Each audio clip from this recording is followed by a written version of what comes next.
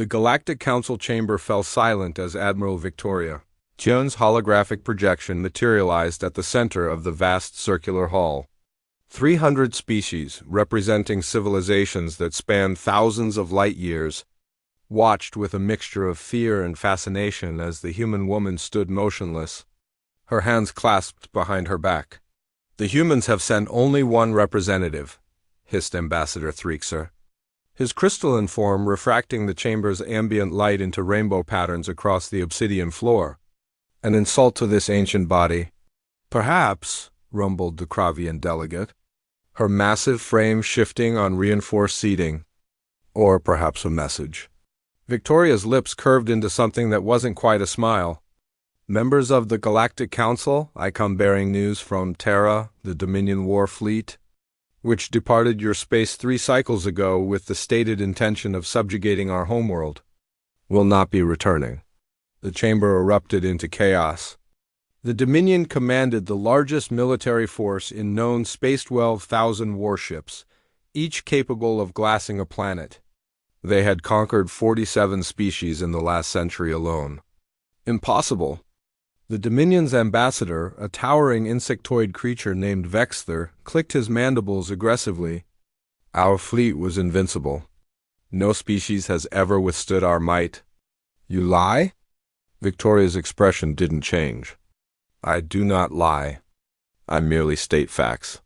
Your fleet encountered the TBS Indomitable 3 days ago at the edge of the Sol system. It no longer exists. One ship?" Vexter's laughter was a chittering sound that made several nearby delegates uncomfortable. "You claim one human vessel destroyed 12,000 of our finest warships?" "I claim nothing," Victoria replied calmly. "I simply report what occurred. Would you like to see the recordings?" Before anyone could respond, the holographic display shifted. The council chamber's ceiling transformed into a window overlooking the darkness of space. There, illuminated by the distant glow of Sol, hung the Indomitable.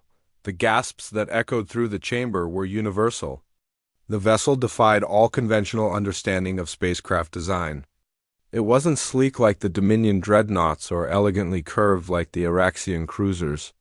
The Indomitable was a brutal statement of human engineering, a rectangular monstrosity 30 kilometers long, bristling with structures that no counselor could identify. "What manner of ship is this?" whispered the Delphian representative, her telepathic voice touching every mind present. "We call it a battleship," Victoria said. "The Terran Navy commissioned it after studying every military engagement in galactic history. We learned from your mistakes." The recording began to play. The Dominion fleet emerged from hyperspace in perfect formation, a display of military precision that had terrified countless worlds. 12,000 ships, each glowing with charged weapons, advancing in synchronized waves. The Indomitable didn't move. It simply waited. Vexter leaned forward, his compound eyes fixed on the display. Why didn't they flee? Why didn't they even attempt evasive maneuvers? "Watch," Victoria said softly. The Dominion fleet opened fire. Thousands of plasma bolts, antimatter missiles, and kinetic projectiles streaked across the void, converging on the human vessel. The light show was spectacular, the kind of firepower that could sterilize a moon. The Indomitable's shields flickered briefly, absorbing everything. Not buckling, not straining, simply absorbing. The ship's hull showed no damage whatsoever. "Impossible," Vexter whispered. "No shield technology can withstand that much concentrated fire." "Human shield technology can," Victoria corrected. "We don't use plasma barriers or quantum fields. We use something simpler, mathematics." The Dominion fleet fired again, doubling their output.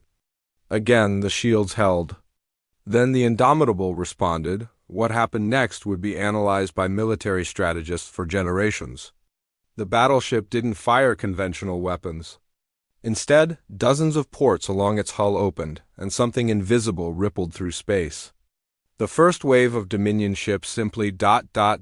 stopped. Their engines died. Their weapons powered down, their life support systems failed. In the vacuum of space, 1,200 warships became tombs in less than 3 seconds. What did you do? Someone screamed from the council floor. Electromagnetic pulse, Victoria explained. Amplified through quantum resonators to achieve range and penetration impossible by conventional means. Every ship in that fleet was hardened against EMP, of course, but their shielding was designed to stop attacks from outside. We designed our weapon to manifest the pulse inside their shields. The Indomitable fired again. And again. Each pulse claimed another wave of ships.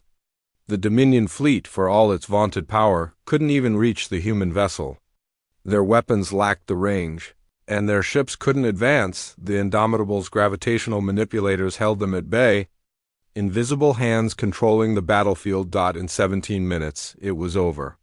12,000 ships drifted silent in the void. The Indomitable hadn't moved from its position. It hadn't even bothered to target the ships individually. It had simply divided space into sectors and systematically neutralized each one. "We recovered your crews," Victoria said as the recording ended.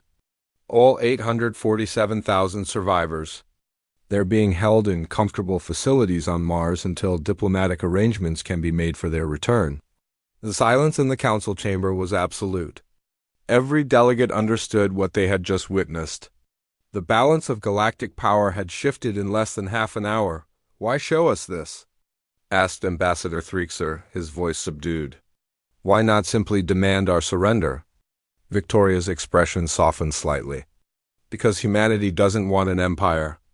We never did. We built the Indomitable not for conquest, but for one purpose only: to ensure that no species, no matter how powerful, could threaten our right to exist.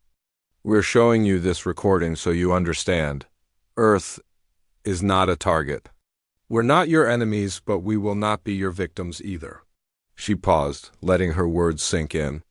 "The Terran Federation wishes to join the Galactic Council as equals. We bring advanced technology, cultural richness, and a perspective shaped by surviving on a death world that tried to kill us for millions of years. We offer friendship and cooperation. And if we refuse?" Vexter asked quietly. Victoria's smile returned, cold and sharp. "Then we remain neutral. But remember, the Indomitable isn't unique. We've built 7 more just like it. And every day, human engineers make them more efficient." The vote was unanimous.